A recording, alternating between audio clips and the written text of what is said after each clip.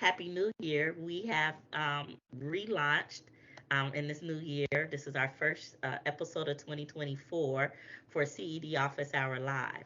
And this is a space virtually where we like to connect people, and we also like to share resources and educate people on the different opportunities and showcase the good things that are being done in regards to community and economic development. So this is a weekly show where we get together, like the professor in a college, university, office hours. That's why we got Office Hour Live, and it's to drop in, ask questions. So during the session, there may be people who drop in, drop off, come back in, all of that. That's fine. It's a conversational format because I hate being deaf by PowerPoint. And then, in academia, we do a lot of PowerPoints, right? So this is the one time when we don't have to have a PowerPoint. But if you do have that or anything you want to show and share the screen, feel free. And as I stated, I always like to start off the show with what is community and economic development. Also, CED. CED is this is three words, right? But it's like diversity. It's a big phrase, and it touches on everything. So, community and economic development really looks at how we live, work, play, thrive, how we navigate through our spaces. So, your can you hear me now? Okay. Um, well, I'll just start over because we're gonna amend it, right? um, So, with community and economic development, I always like to start off with a foundational definition, so everybody starts out on the same page and has that same basic information. Because, like diversity, you get all these different definitions and all these different perspectives because it touches on every part of our lives. So, community and economic development, also known as CED, is where we look at how we live, work, play, thrive, and navigate through all those spaces. On one end of the spectrum is your infrastructure, right? So that's affordable housing, it's highways, it's parks, placemaking in public spaces, right? Um, it's the development of buildings, the development of riverfronts, a lot of economic development, right? On the other end of the spectrum is the people development, and that's workforce development, coming up with strategies and technical assistance to help people move towards self sufficiency, professional development, right? Um, um, Youth workforce development, all those kind of things. And then in the middle are the agencies such as Central State, such as yourself, that connects both of the infrastructure and the people side, right? And make the world go round. So that is community and economic development. So you'll have a lot of people in the um, uh, in this space that has different specialties. You'll have engineers, you'll have artists, you'll have researchers, you have, as we are, community planners, right, and everything. So it gives you the ability to be creative, impactful, and think outside the box, be innovative. And so that is CED. And I would like to go round robin with our CD team members that are on here today. And we'll start with Ambrose, Eric, Kunta, and then Steve if he's logging back in. All right, good afternoon. My name is Ambrose Moses, one of the CED Extension educators, and my territory is to serve statewide.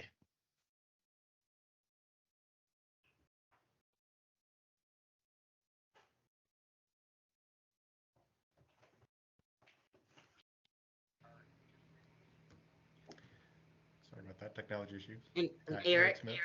Yeah, Eric Smith, uh, Community Economic Development, serving out of Northwest Ohio, Findlay, Toledo area. Kunta okay, and Jackson. then Kunta.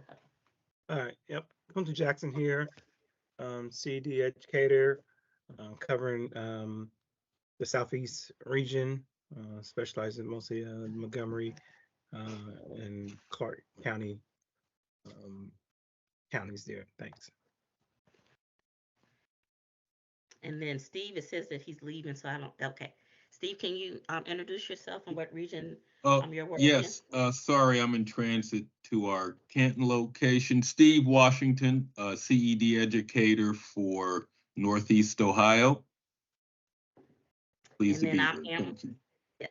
And then I'm Amber Twitty, and I'm based in Cincinnati, Ohio. So I have the southern region, so basically the bottom third of the state, from Hamilton County all the way over to Greater Portsmouth, the Virginia and Eastern Kentucky border.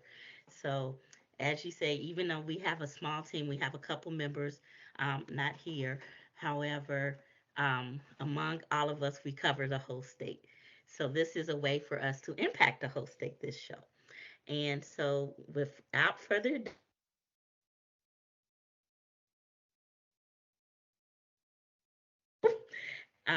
because I love art. And so my mother and I saw this um, art showing, and we got into conversation. And then I found out all the good community and economic development things she does. So I said, you got to come to our show when we start back up. So thank you, Dorothy Haynes. And I'm going to let you get the details. I'm going to give a high level introduction. She worked in corporate America for many years in the supplier diversity space, and also had a passion for increasing, and not only increasing but retaining the pipeline of students coming into getting college educations, and just getting prepared for the workforce and for higher education. And she did a lot of initiative things out of that. Along the way, she always had this little tinkling, little itch in her ear about art, right? And so she just said, "Hey, it's time to leave corporate America. I had enough of that. Let me see what other ways I can do." And she walked out on faith and started R50 Agency. So without further ado, Miss Dorothy Haynes, um, turn it over to you. If you can just start Hello, off with talking everyone. about your corporate journey, and Sure, details on how you segued into what you're doing now. sure. I actually, like many of us, grew up in a family where education was really, really emphasized. I wanted to be an artist. Um, when my dad said to me at 17, if you could do anything you wanted to do, what would you do? And I'd say, I'd go to Paris and I'd paint and I'd do all these wonderful things. And he said, well, you're going to college first. I actually majored in biology. And when by the time it came time to think about grad school, I had gotten married, I'd had children, and I kind of stayed on the edges of the arts. I was in my younger years, I was the corporate sales manager and donor manager for the Cincinnati Ballet here. And then from there, I was recruited into the public sector through TMP Worldwide, who owns Monster. And we piloted what started out as Tri State Job Match and became Indeed, uh, the job marketplace, and worked with building out the Making It Count program, which a lot of you may be familiar with. That might sound familiar to you because what we did was travel all over the United States, delivering the message of the path to academic success from point A, whether you're a high school or a college freshman, to point B, a graduate, looking at your next step in your education or your professional career. One of the things I did while I was there was expand that to envelop the HBCU community, and started all along the Eastern Seaboard and went across the country.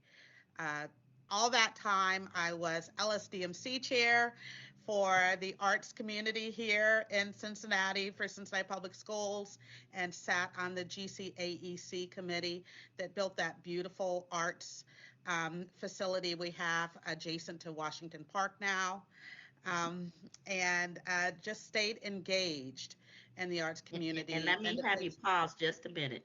So Yes, LSDMC is the local school decision making committee, and yes. every school in Cincinnati public school system has this committee. The committee is made up of corporate partners, representation from the teaching staff, the school administration, the parent teacher administration, and also, at least with the high schools, you also have a student representing on that committee.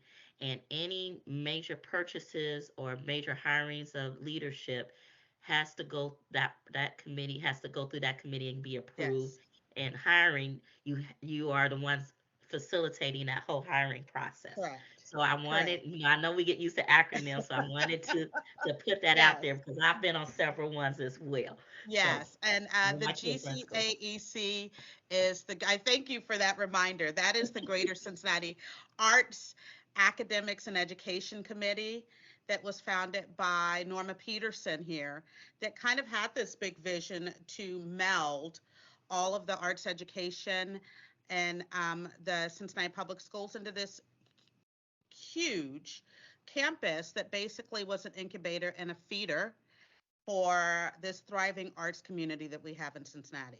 So I've been in this arena for a long time.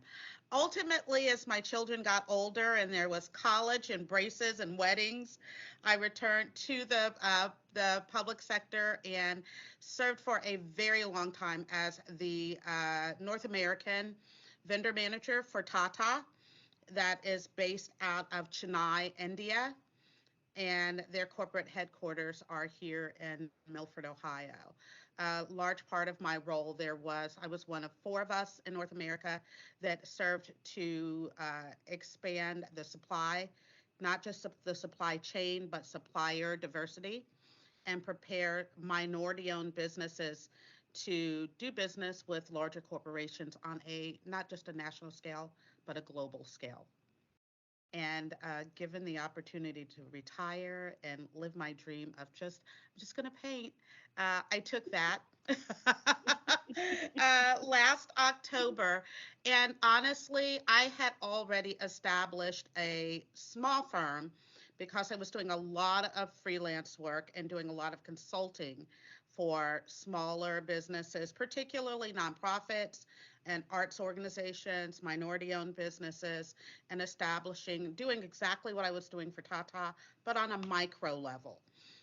When I retired, I rebranded and parlayed it into an organization that works specifically with creatives, artists, writers, musicians, to establish themselves as entities that can make a living at their art and kind of avoid the pitfalls that a lot of not just young artists, but artists that are not established fall into, where they're paying to show their work.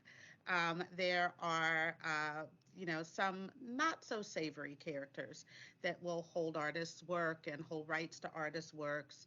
So when you're in art school, they don't have a lot of business classes that teach you the ins and outs and how to support yourself as an artist. So I thought, hmm, okay, 2,000 square feet is a lot of space.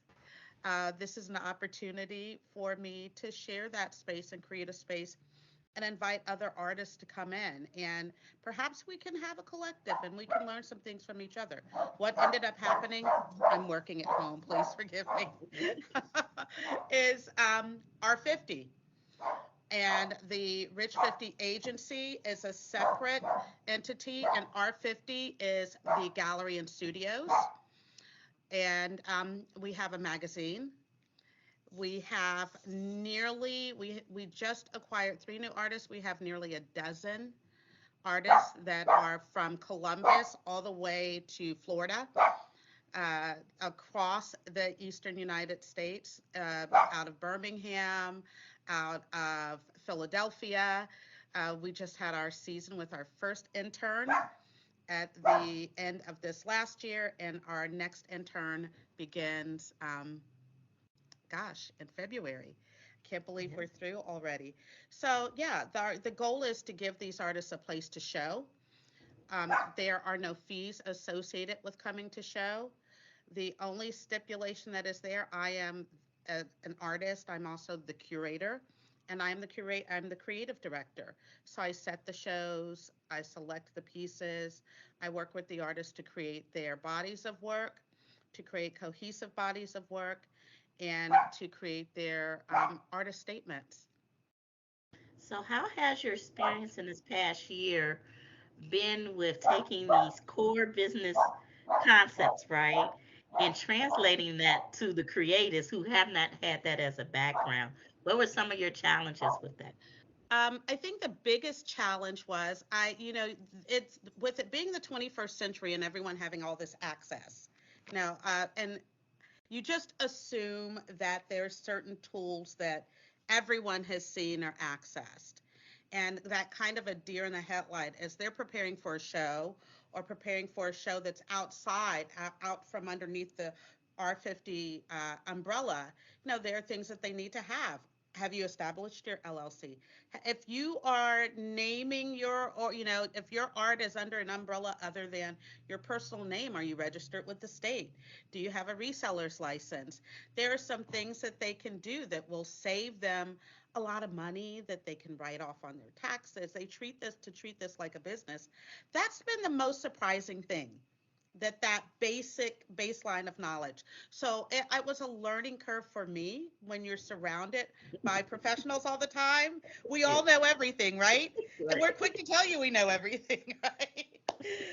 But the learning curve for me in working with these artists is don't make any assumptions about what tools someone has access to, and educating and working with artists to actually, it's so quick these days. It's so quick. Within a day, you can have your name registered. Within a day, within hours, you can have your LLC up, and you don't have to pay someone thousands of dollars to do it. Yes, and want to let you know that you can even register your name as a business, right? Yes. So you want to be protective of that. And one of the trainings that we do on the CD team is we have a whole section just on business structures and the ins and outs of those structures. What are the benefits and protocols, and you want to make sure that however you incorporate is aligned to the work and the direction you're trying to take your business. So that is something that we do trainings on, and Ambrose is usually the lead on that body of work. Absolutely. Well, it sounds like we need to put you in our resource page and direct Yes. some of our artists to you, because I think that's really important. And that closes the door on some of the pitfalls too. Hmm. It puts them back in the driver's seat. And I'm always of the mindset, rather than be this entity, especially being retired, I always say, no, I don't want to do it for you because I'm retired. I'd rather teach you how to do it for yourself, right? Yep. Um, that it puts them in the driver's seat Hmm. and they are in control. And this collective has been amazing because we do salons they're called Meet Me on the Stoop, Hmm. where we all get together collectively at the end of the month and talk about processes, struggles. How are your arts marketing and promotions going? How are your sales going? How's your pricing going? What are the shows that are coming up? What are some of the things you're dealing with? Because until you talk to each other, you really don't know Cincinnati's a big arts town, but it's very small, and it's so easy to connect people Hmm. to someone that can get them right where they're trying to go, and not to be afraid to ask. That's the other part. We think of artists as these people that are out there. They're ebullient and extroverted, and they are used to talking about their work, and you'd be surprised how many don't talk about their work, or how many don't say, hey, I'm trying to get into this show and that. Um, and all it is a phone call for some of us who've been doing this for a while. So Yes. yeah. Yeah. And I want to recognize a couple of our guests. Gordon Reed and Dr. Julia Lynn Walker. They both are in urban agriculture, but they are innovators outside of that space and into that placemaking and the whole system. And specifically with Dr. Julia Lynn Walker, she's also into art. So she has integrated Oh, that into her urban farming. So I'm glad she was able to log on because I want to connect you guys as well. Because I think you all could do some great projects and things together. She is based in Columbus, Ohio, and is Bronzeville Growers is the name of her group. But she also works with in a kind of a collective, a co-op of urban ag farmers in Eastern Columbus, correct, Ambrose? Well, it's in Columbus, but it's Yes. spreading across the state, Okay, a whole city, yeah. That's a awesome. coalition. So, but she has intersected her work with that side of community and economic development with art. So I am so glad I that love she was that. able to join us. Larry Martin is a Columbus artist that I work with who I love. He went to high school here in Cincinnati and then moved to LA for several years. And he's older than I am, which is saying something. But had been just putting his art in a closet. Hmm. And I hired a gallery assistant. She said, I have someone you need to meet. And he showed up with like 150 pieces of art. Incredible, beautiful pieces. Jazz art, abstract art, just really culturally relevant art. And he had never been seen before. And within 6 months, he's established, he's an LLC now. He is selling his work. He's raised his prices, which is always a good thing. And he's become a really, really major part of the community because there are some things, just simple techniques and ways to show and ways to prep a show that he's been able to share with our younger artists. And he is, again, from Columbus. So I love that Columbus connection.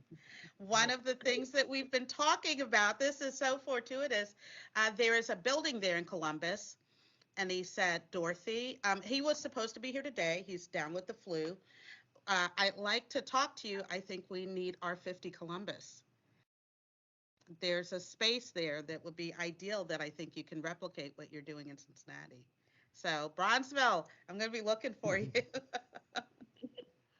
And so one of the things I just want to um, just emphasize is your ability to segue to a new industry, but take your learnings from another industry and apply. That's innovation as well, right? So innovation isn't necessarily creating something totally new. Sometimes it's just taking something else and Transferring the applying it skill to a new set. industry, right? Yes, And yes, increasing processes. So you've done that. You've built the capacity not only of your agency, now you're looking at duplicating it in another region, right? But you also built the capacity of each of the individual artists, and so that they have a business sense, so they can sustain. They still get to continue to paint, but they're doing the business side. And so many right, creatives, like you said, don't have that because it's not taught in their trainings. It's their right, techniques of art are taught, right? yes. And one of the things that I also wanted to bring you on is because a lot of the artists that you were working with, from the ones that I saw, are actually um, really into social justice. They're making very good statements. I have a whole list of art. I was like, well, I want that. I'm gonna have to get layaway or something. But they were all conversational pieces. And one even did stuff with foil. Who would have thought with Yes, aluminum foil, right? yes. But they were conversational pieces and they all made statements. And so that is a part of placemaking and in the community, is building these spaces in the community for people to enjoy, to appreciate, but also have those tough conversations. And that's one thing I could say is a commonality with the artists that you have in your creative incubator, right? And so I'm going to turn it over because I don't want to take over the show, but Eric had a question, and then so we'll go from Eric to Ambrose. Yeah, thank you, Dorothy. Enlightening, and I just appreciate your journey and sharing about that. Um, I wonder if you care to say, as a community developer, I'm always interested. A lot of times, there's like when a community is starting to build or a neighborhood is starting to build an inside-out sort of story of revitalization. Oftentimes, the lead in is it might be food or agriculture, it might be, but oftentimes it is art. And I wonder if you care to say anything about what you're seeing as, because they're like, what's the spillover effect Uh, um, to yeah, your neighborhood, to these communities? yeah, I'd love to speak to that. We are located in Queensgate in the 911 building, 911 Evans Street. Um, when the gentleman that bought that building, it was built in 1909. It has the flood markings on the wall. It was potentially going to be torn down. and would have left another blighted area in that space. We're about a block and a half east of Union Terminal.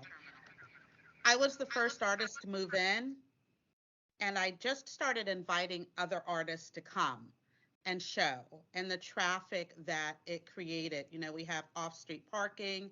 Now we have a situation where the entire building is almost full of artists and musicians, drum makers, stagers, and furniture designers. We have a carpenter that moved in that's building drying racks from some of our artists. We share the building with the Cincinnati Reduce, Reuse, Recycle Hub, which brings a ton of traffic to the area from all over the city. And I just recently purchased in October of last year all of the naming rights and domain registrations for Art Bath Cincy, Art Bath Greater Cincinnati, and Art Bath Cincinnati to bring, you know, this collective together to do that annual spring arts show there on campus there. So we've created this really vibrant community without impeding on the people who live in the community. In fact, one of the artists, her family came and I didn't know. I met her in a coffee shop. She's incredibly talented, incredibly well placed in the community as far as social justice and speaking to issues that are relevant now for not just our community, but the community at large. And when she came, she brought her family. They live around the corner, which is less than a mile in what were formerly the Ezra Charles projects. And she brought her sisters, and her mother had sent them home and said, go get your sketchbooks. And so they had sketchbooks that were this thick with watercolors and artwork, and it created a conversation about arts in the community at the baseline level, where there's a space that they can come to around the corner from their house, that they don't have to be in the arts school to come and learn and participate and have a space to create. Um, so now we are establishing a show next year or this year specifically for that age group from, you know, 8 to 18, where those young people can come and do a show. Each show is themed out, and it's themed out based on, you know, a lot of what's going on now, what's relevant now, you know, the conversations that we have in the salons, at the Meet Me at the Stoops meetings. So that's what I have seen.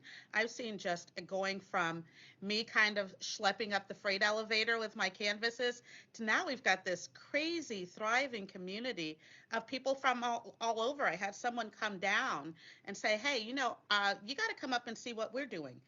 Our daughter's work is at Mama, and they are art teachers at Walnut Hills. And because there was an artist in the building, because there was a studio and a gallery, that encouraged them to move up the street and bring their things and kind of work out of that space. There is another space. I'm trying to remember what it's called. There's two young women that came down to see me that are working on environmental arts, you know, and the impact of and the environment on artists themselves and their whole reduce, reuse, recycle program. But they're an entire separate entity, and they're teaching young people how to make things like hammocks and build furniture and bookcases with things that have been disregarded. So it's a vibe, and it's a really cool thing, and you're seeing a lot of people from all across the spectrum, all ages, all socioeconomic levels, and to be able to be there as a support system and provide a space where it's safe to have these discussions surrounding race, socioeconomics, gender equality, uh, also cultural movements, also environmental discrimination, uh, and they don't have to censor or edit themselves. That's a big deal. That's a big deal because I think about what would have been a good thing for me when I was a young artist, and that would have meant the world. It would have meant everything. So that's where I'm seeing, and I'm really looking forward to this major show in the spring. We had a mini art bath in October where local bands came and played. We had a book signing, and a writer, an author who had just published his 15th book, came up from Birmingham, Alabama, and did a book signing. And then there was a show going on the second floor. So it was just like this nice, really kind of cool bubble. We also work with Sister Splash here in Cincinnati that does the Afro Art After Dark, and they have had their artists come and do installations and shows. Um, and they are all the way down by where the old school of creative and performing arts is, Yes, where so students they high school. are, and with Sweet Sister Splash, they're in actually one of my old project areas, right? When I was working for the city, and they have been a pillar of the development and bringing traffic to that area. So it's good to see them after all these years still thriving and doing Yes, programming, um, even as and surviving the gentrification that has yes. happened in that Nzinga part of Over is the Ride. amazing, Yes. amazing. And I actually just joined her board, Okay. so that we can kind of brainstorm how to just make that a swath, right? To Yes. just drive that from where she is to where we are and collect everything in between. Yes. Yeah. And Ambrose. Uh, Thank you, Dorothy, for joining and sharing with us today. I guess when you talk about the business side of art, um, and as I hear what you're saying, and it's impressive, and I'm thinking, yes, there needs to be more of that. And I know that there's a road, a ways to go as these creatives, these individuals, they set up their entities and they build their markets and they get their products and find different ways to get them out using their intellectual property, copyright, trademark, all of Hmm. that. Hmm. Now we're in the midst of the artificial intelligence, where now computers can generate something in the style of that artist, and so now there are battles over who owns what. So are your artists working with or dealing with that now, or have some of them found ways to sort of monetize that technology? Well, I will tell you, while we have artists that do computer generated work, one of them is in Fly We Trust. It's all his creative concepts. He works on the computer. However, he does not use AI. Um, we focus more on product lines, creating product lines based on your artwork, as you said, protecting your intellectual property. One of the reasons I purposely did not incorporate the gallery and studio as a nonprofit is to retain autonomy. And I personally have chosen not to show AI work, and we have agreed as a collective to veer kind of away from that. There's an audience for that. We're just not that audience. We live in a city that really values art and artists, and we're fortunate. So that's not something that we have gotten into or are dealing with yet. And I just don't anticipate planning to. Not to be a purist, but I am a purist because, for a lack of a better way of putting it, because I can be. I think artists are important. I think artists are always the canary in the cave, and they require real, live, human voices and feelings and thought process. I think it was Amiri Baraka who said, the role of the artist is to be that conscience, to be that communicator. And if that's not what we are doing, what are we here for? The biggest conversation we have is, there's always kind of that impetus to create for commerce. And I have seen it over and over and over again, even in my own work. When you create in spirit and in truth and create in your voice, there's always an ear. Mhm. It's always going to catch the right audience. So to that point, and this just my follow-up question here. So with the artists, doing their businesses, are they uh, generating revenue so that this is their full-time activities, where they say they live off of their art, or are they doing it in a manner where it supplements the income supplements their household and they do their day job, so Yeah, to say? I would say probably I would say probably a good 80% of our artists have other jobs. One of my most successful artists now, and Fly We Trust has got this thing down. He has the comic books. He's got his own printer that prints and does.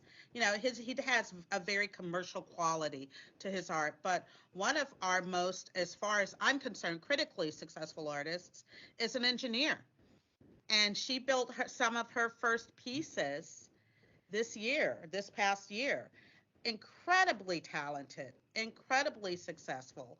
And she's keeping her job as an engineer. And I'm so glad you brought that up, because when it comes to the entrepreneurial spirit period, uh, it's important to remember that having a foundation, a financial foundation to kind of springboard is very important. And there is absolutely no shame in keeping your day job to fund where you're trying to go. It's smart. It's the smart move. And as artists, I always say, in business, they say don't use your own money to start a business. So if someone else is paying you, and they're paying you enough to live on and to fuel what you are doing in your art while you build your business, keep your job. I am not here to get in your pockets. I'm here to help you fill yours. So keep your job while you're doing what you do, and I'll keep a space here for you. All right, thank you. And one of the things that I want to point out is that when you are when a community starts to revitalize itself, one of the first things that comes are art galleries Yes. consistently, right? Yes. So Yes. you are really, I'm just claiming that, letting you know that you are really spearheading the development in that part of the Queensgate area. Queensgate area is one of the few places that was dubbed a community but had no residential properties, right? And Correct. then at the height of the 1880s, early 1900s, it was a manufacturing district. We were Porkopolis, so you had a lot of slaughterhouses, and then everything just kind of just sat there. Yeah. And the building that she's in is one of those buildings. So when they had the floods back in 1930s, she that is a good mile from the river, Ohio River, and it was still flooded up to like the would be The second equivalent to floor. like It was almost up three to my floor. stories. Yeah. So I Yeah. just want to give you that context of Can I just how tell bad you that flood was. yeah, the Yeah. funny thing is, I want to mention, I love that you mentioned that, because I just had a conversation with the owner of the building. And I said, I still get Business Courier, and there is a buzz saying that Queensgate is the next up and coming. I Yes. said, that wasn't happening before we moved in. What's going on? And he said, I don't care what's going on. This is our space. And it is. You've been there. It's beautiful Yes. It is. and it's secure, and we're not going anywhere. Yes. But And it that's is. part of yeah, that's part of why I immediately started. That's what motivated me to buy up the Art Bath domains, because so that we are the hub.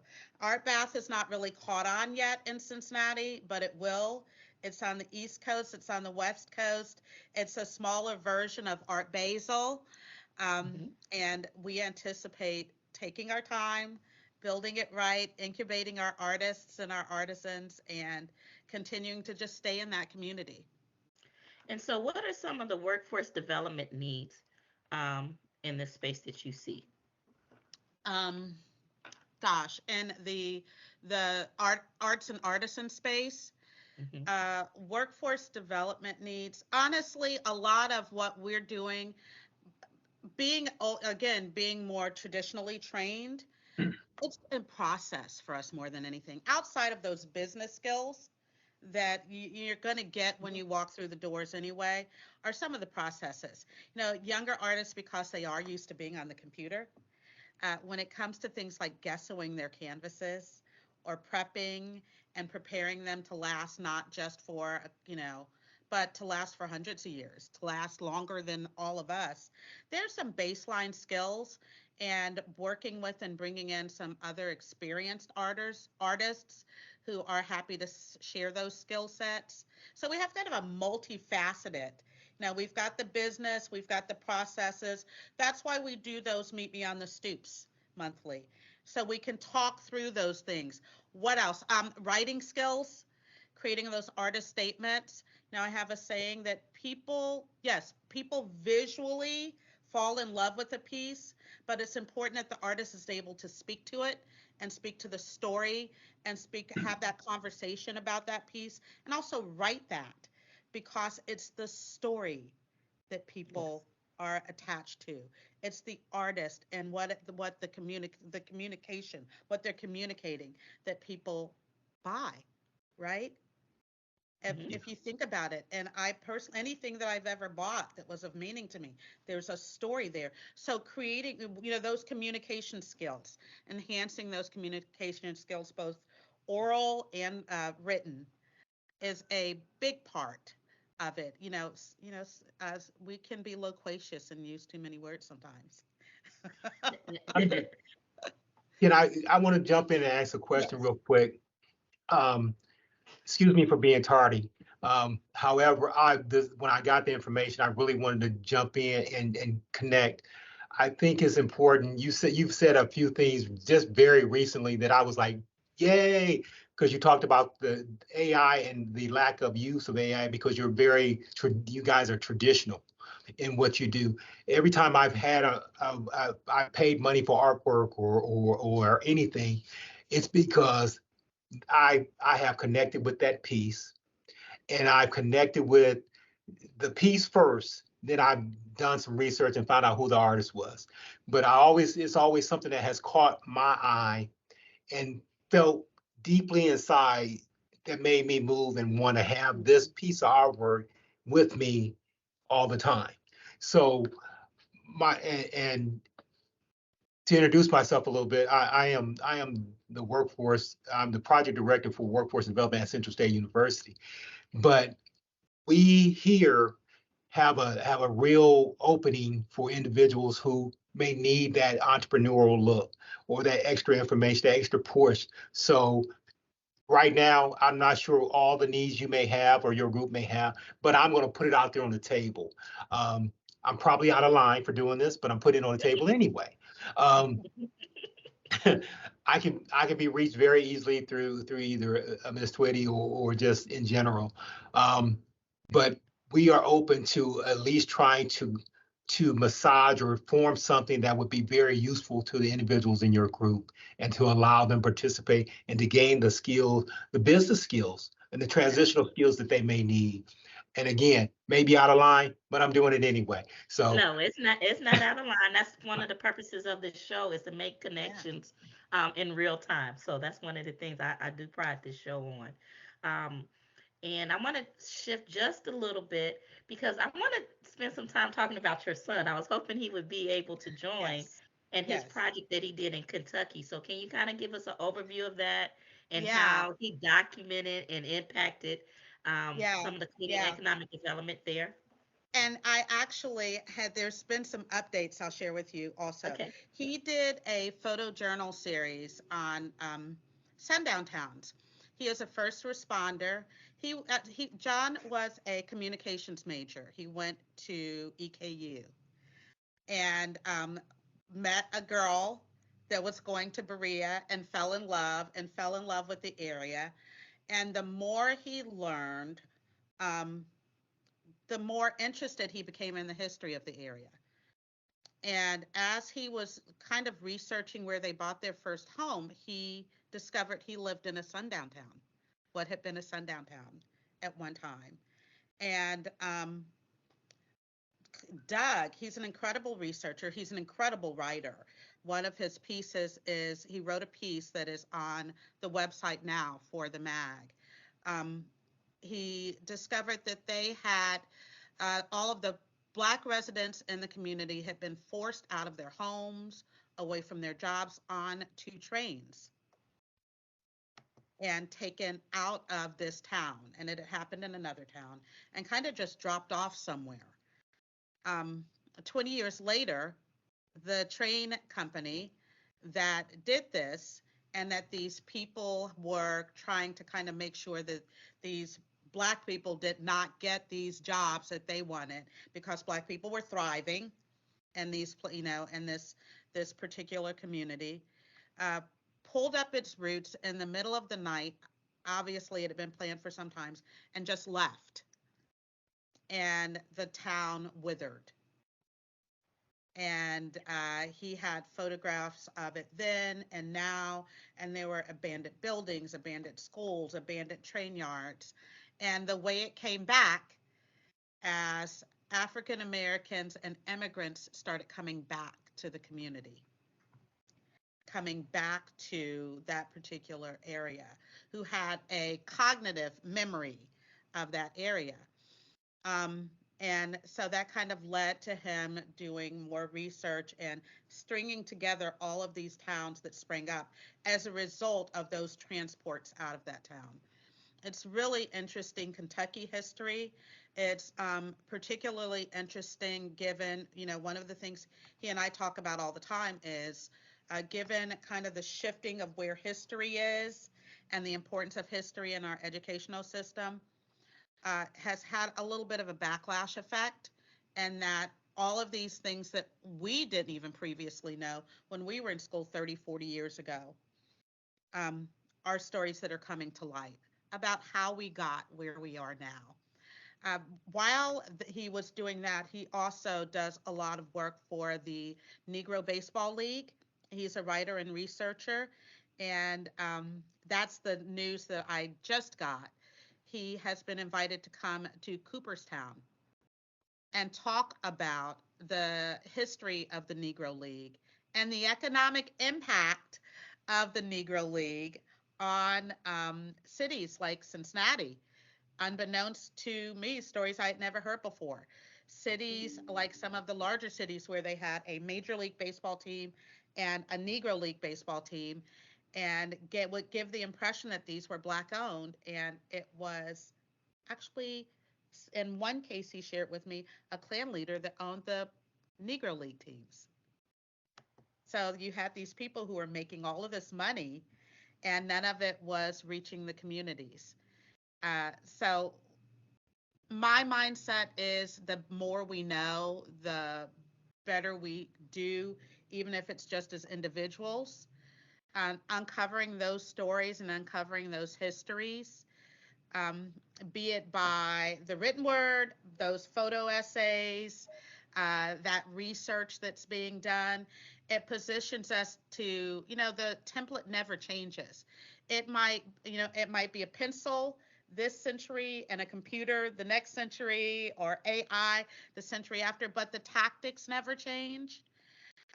The awareness of how we got where we are helps us unravel how we get back to where we should be. And his work is just incredibly important. He and Larry both are sick, and Larry's in Columbus and he's in Kentucky, and I don't know how that happened. But he's on steroids and and he sent me a message and said, I really am going to try to get there, but he could not. I said, rest. People can find you on the website, and we're excited about the Cooperstown. That's a huge, he's writing the foreword and has done a lot of research to actually track down the families. Here in Cincinnati, he located a plaque to the Cincinnati's Negro League baseball team and their primary players that list their names. It is underneath the Metro bus station where the buses are. I would have never known that it was there or to look for it. So he's pulling all of these things out to the light. And he said he's a history fanatic first, a photographer and a writer after that, which is great for us because The more he can dig up and bring to light, the more that we can share. And it inspires our other art. We all inspire each other. Creativity is not, it doesn't have a cap. The more there is, the more there is. And I want to point out that Eric had put in the chat earlier that since Dr. Muff joined in, that he has space on our Dayton campus, so that might be another location for R50 for you to Ah, have another gallery. So absolutely. Can I we're say putting yes in he's putting that out there intentionally. Put So that hang out in there there, intentionally. Muff. That's okay. That's Okay. okay. It's worth it. And it may be an opportunity. I've never closed a window or nor a window on any opportunities. I'm always open to investigate and pursue something that may be very positive and impactful. So Yeah, yeah, that's interesting. I think I had just and I had just mentioned about Columbus, Yes. R50 Columbus. Dayton would be wonderful. I actually worked with Dr. Gaines years ago at the Central State Dayton to create the logos and establish the infrastructure for the Heroes Run, the annual Heroes Run there. And I think it's an interesting area where the campus is located. Hmm. I haven't been there in years, but I would love to take a drive up just to kind of get a feel. It might be, rich and a rich grounds, fertile grounds for an arts space. feel free to come and visit us anytime you want. Absolutely. Yeah, Thank you and for when you're that. up there, you have to go over to Edgemont Solar Gardens. That's where we have a lot of our incubator farm training. But Mama O, who is one of the storytellers, she's also another one in urban ag, but also into art. She is a Ah, trained artist as well, and she combines that when she's teaching. Her and Dr. Julianne Walker do that. So I'll make that's sure to awesome. connect you with Mama O. It's a Mape Daibuku, Carter Daibuku, but we call her Mama O. Mama O. Okay, that's awesome. There is a But she renaissance. has that auntie aura She about does. her. Yeah, she does. There is what started as a very quiet renaissance that is rolling and moving through our community. And I truly believe, kind of plugging it back in to the economic development is because we have developed some economic stability enough to allow us to move into the storytelling and the truth telling and the artist phase of um, uncovering the richness of our community and our story. Without the artists here to do that, without the writers and the storytellers and the essayists, um, we will lose that. And I think we're zooming in the opposite direction. We are rushing towards that, rushing towards that. And the more of us that can support artists of all ages, emerging artists, outside of artists, formally trained artists, the more the merrier. I think you put that in your email to me. Yes, I did. Yes. And Eric had a comment. So, Eric, would you just like to say what your comment was about? Oh, I think I'm creating a little bit of an echo, so I've been keeping myself off. Oh, okay. It's not echoing right now. Not right now. Oh, Okay. now it is. Anyway, Central State on campus is the Afro American Museum, and so I just thought that might be another connection with your son's work. So Especially Thank for you your for son, that. because it's a lot of historic content that they work from.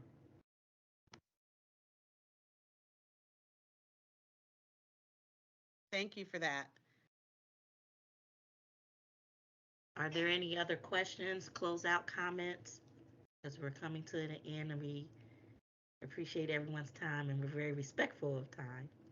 I just wanted to thank you again for sharing with us. And I think that it does show a lot of opportunity, the economic aspect of it, and I think there is some synergy, some sort of educational needs that extension can serve in that into that community, to that creative community. Um, Yeah, and I just think there's some interesting issues here with the technology impact as well. So, Sure. Thank you for that. And I would love to explore creating a relationship with Central State and, create a relationship with the arts community there. I think that's very important.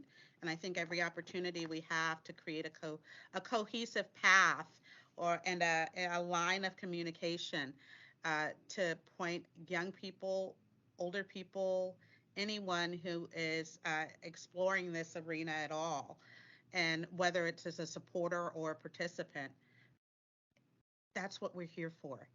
mhm, That's what we're here for. So any opportunities we have, let's build that bridge. right. And Shashonda in the audience said, um, "Thank you so much. This is critically important work." And then she said, as her closing remark, "Thank you, and I look forward to hearing more about your research and developments." Thank you so much. Thank you And all for your time today. and Eric and Dr. Muff, do you have any closing comments? Uh, only this. Again, I welcome the opportunity to invite you up to see what we have at the CSU Dayton Workforce Training and Business Development area. So come on up anytime. Just we'll show you what we have, because there's been a few changes since you last been here, I'm sure. Also, I am sticking to the fact that if there's an opportunity for us to craft something and put it in play specifically to address a need, I think it's worthwhile having that conversation as well. So I'm very open, and thank you for your time. Again, I'm sorry for being tardy, but thank you for your time, and thank you for the opportunity to just hear the fascinating things that are going on. And also, your son is doing some work with the Negro League baseball. I have a friend whose grandfather was a member of a Negro League baseball team, and she may have some information that she may want to share. I'll reach out to her, and I'll serve her that up to her and say, hey, do you have something you would like to share? If you Sure. do, we'll make sure that we'll kind of close the gap on that if I can. Perfect. And if you go to, I just dropped the link to the magazine. The winter issue is up.